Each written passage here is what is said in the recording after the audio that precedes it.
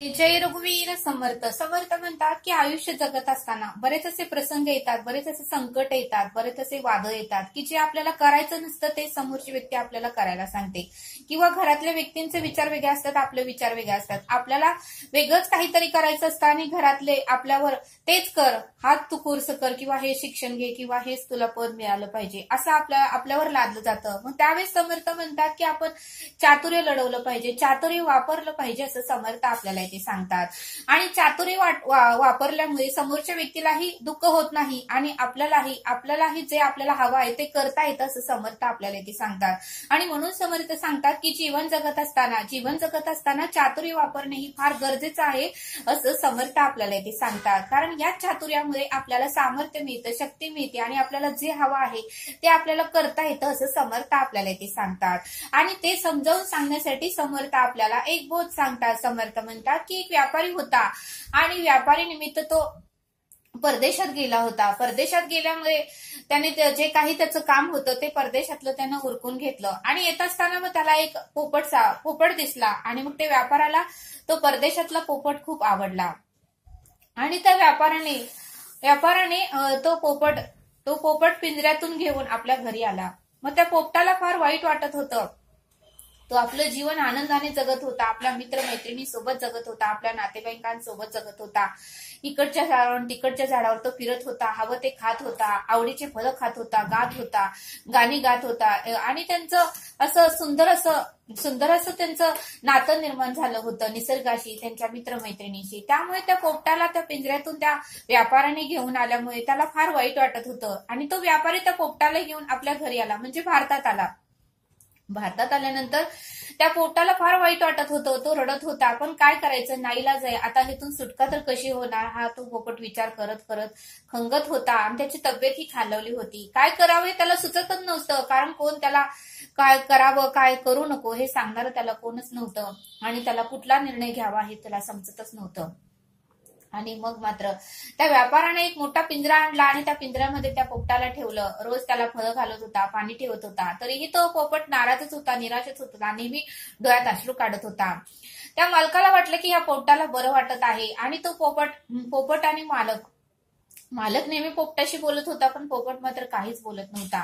मग पोपटाला वाटलं की यातून आपली सुटका कशी करायची, आपल्याला येथे राहू वाटत नाही, आपली इच्छा नाही, आपल्या मनाविरुद्ध होत आहे आणि ह्या मालकाने मात्र मला येथे जबरदस्तीने घेऊन आला आहे आणि मला आता इथे एक सेकंदही राहायचं नाही असं नेहमी तो विचार करत होता. पण कसं त्या पिंजऱ्यातून त्याला बाहेर पडताच येत नव्हतं, कारण पिंजऱ्याला लॉक केलं होतं आणि बरेच त्याने प्रयत्न केले की पिंजरा उघडल्यावर आपण पळून जायचं असं तसं, पण पिंजरा हा तो मालक कधीही उघडत नव्हता. पिंजऱ्याच्या दारातूनच त्याला जे काही खायला हवं आहे ते ठेवत होता.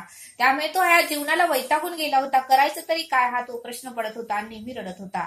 अशाच वेळेस मात्र एकदा तेथूनच एक पोपट जात होता, दुसरा पोपट जात होता. त्या पोपटानं पिंजऱ्यातल्या पोपटाला बघितलं आणि तो म्हणला, हा नेहमी उदास दिसतोय, ह्याच्या डोळ्यात अश्रू येतात, आपण नेहमी ह्याला जाऊन विचारावं तरी. आणि मग दुसरा पोपट त्या पिंजऱ्यातल्या पोपटाकडे आला आणि त्या पोपटाला म्हणाला, अरे काय झालं आहे, मी नेहमी या रस्त्यातून जात आहे, तू पिंजऱ्यात असतोस आणि तू नेहमी रडत असतोस, तू नेहमी दुःखी असतोस, तुला काय दुःख आहे ते तरी मला सांग, तुझा मित्र म्हणून समजून तू मला हे तुझं दुःख मला सांग. त्यावेळेस त्या पोपटाला आनंद वाटला की कोणीतरी मला विचारतंय, कोणीतरी माझ्या दुःखाची जाणीव कोणाला तरी आहे, कोणाला तरी माझं हे दुःख पाहून वाईट वाटलं आणि कोणीतरी आतुरतेने मला विचारण्यासाठी आलेला आहे. त्यावेळेस त्या पोपटाला आनंद झाला आणि त्या पोपटाने सांगायला सुरुवात केली, अरे मी परदेशातला आहे आणि हा जो व्यापारी होता, हा जो मालक आहे, मला पिंजऱ्यात त्यांनी डांबून ठेवला आहे, हा परदेशात कामानिमित्त आला होता आणि त्याची नजर माझ्याकडे गेली आणि त्याने पिंजऱ्यातून जाळं टाकून मला पकडलं आणि येथे घेऊन आलो आहे. मला येथे करमत नाही, माझे मित्र मैत्रिणी नातेवाईक माझे सर्व काही आनंद माझा परदेशातच आहे, मला येथे एक क्षणही करमत नाही आणि त्यामुळे मी खातही नाही, पितही नाही, माझी तब्येतही खराब होत आहे आणि मला काय करावे कळत नाही. त्यावेळेस त्या दुसऱ्या पोपटाने त्याला सुंदर असं चातुर्य दिलं, सुंदर असं त्याला सांगितलं, सुंदर असं त्याला समजावून सांगितलं. अरे म्हटले, तुझी सुटका लगेचच होईल, मी जे सांगतोय ते जर तू ऐकलं तर तुझी सुटका या पिंजऱ्यातून नक्कीच होणार, हा माझा शब्द आहे असा दुसरा पोपट त्या पिंजऱ्यातील पोपटाला म्हणाला. त्यावेळेस त्या पिंजऱ्यातील पोपटाला वाटलं की ठीक आहे, सांग, मला जे काही तू सांगतोस ते मी करायला तयार आहे. त्यावेळेस तो पोपट म्हणाला, तू काही काळजी करू नको, तू फक्त एक काम कर, ज्यावेळेस तो मालक येतोय तुझ्या पिंजऱ्यामध्ये, तो काहीतरी फळ ठेवतोय, पाणी ठेवतोय, त्यावेळेस तो ठेवस तोपर्यंत गप्प बस. ठेवल्यानंतर तू फळ खाल्ल्यासारखं कर, पाणी पिल्यासारखं कर आणि मरून पडलेल्याचं तू नाटक कर, मरून पडलेल्याचं सोंग कर. आणि 10-15 मिनिटं तर तू काही सुद्धा हालचाल करू नको. एखादा पक्षी मेल्यानंतर कसा निस्तब्ध असा पडून राहतोय तसं तू ऍक्टिंग कर, तसं तू नाटक कर, तरच तुझी या पिंजऱ्यातून सुटका होईल, नाहीतर होणार नाही. आणि बघ, असं जर काम तू केलं तर 100% तुझी या पिंजऱ्यातून सुटका होईल आणि आयुष्यभर तुम्हाला विसरणार नाही, हा माझा शब्द आहे, असा दुसरा पोपट त्या पिंजऱ्यातील पोपटाला म्हणाला. आणि मग मात्र त्या पोपटाला आनंद झाला आणि दुसरा दिवस उजडला. त्या मालकाने त्या पोपटाला एक फळ ठेवलं, पाणी ठेवलं आणि तो फळ खाल्ल्यासारखं केलं, पाणी पिल्यासारखं केलं आणि तो पोपट मरून पडल्याचं नाटक त्या पोपटाने केलं. आणि मग मात्र 1-2 तासाने मालक तेथे आला आणि त्याने बघितलं तर तो पोपट मरून पडला आहे. असं त्या मालकाला वाटलं, त्याला वाईट वाटलं, दुःख वाटलं की काय झालं आहे, मी एवढं याचं जपत आहे, एवढी याची काळजी घेत आहे, याला खायला ठेवत आहे, पाणी ठेवत आहे आणि एवढी याची निगा राखत आहे, याला काय झालं आहे. त्यावेळेस त्या व्यापाराला दुःख झालं, वाईट वाटू लागलं. मग त्या व्यापाराने त्या पिंजऱ्यातलं लॉक खोललं, कुलूप काढलं आणि त्या पोपटाला बाहेर काढलं आणि त्याला एक मस्त अशी सुंदर सतरंजी हातरली आणि त्या पोपटाला त्याच्यावर झोपवलं आणि वैद्यांना बोलवून आणलं आणि वैद्यांना सांगायला लागला की हा पोपट काहीच हालचाल करत नाही आणि हा निस्तब्ध असा पडून राहिलेला आहे. त्या वैद्य म्हणाला, ठीक आहे, थांबा, मी औषध घेऊन येतो. वैद्यही औषध घ्यायला गेला आणि व्यापारही घरात काहीतरी काम आहे म्हणून गेला.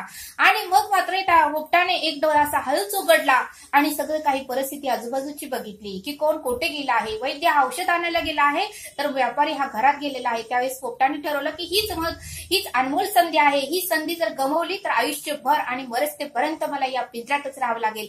त्यावेळेस पोपटाने त्या संधीचा फायदा घेतला आणि तो पोपट दिशेने उडून आपल्या परदेशात निघून गेला. बघा म्हटले समर्थ, मग या बोधातून आपल्याला हे शिकायला मिळतं की जर आपल्या मनाविरुद्ध काही घडत असेल किंवा आपल्याला जे हवं आहे ते घडत नसेल तर आपणही त्या पोपटासारखं चातुर्य वापरलं पाहिजे, असं समर्थ आपल्याला ते सांगतात.